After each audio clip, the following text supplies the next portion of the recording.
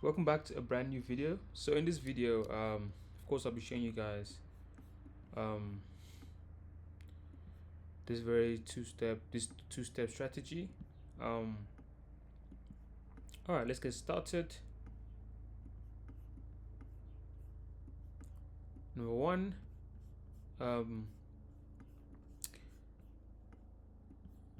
it's quite simple. Number one, wait for price to be oversold on your RSI and wait for price to be oversold on your RSI.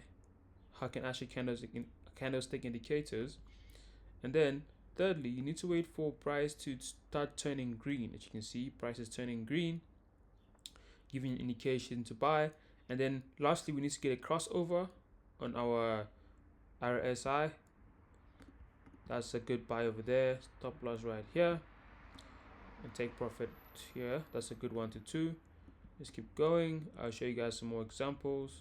And definitely when price is also overbought as such, you want to wait for price to cross the MACD, but I will not take this trade because as you can see, this is an uptrend, so you do not want to be taking sell trades.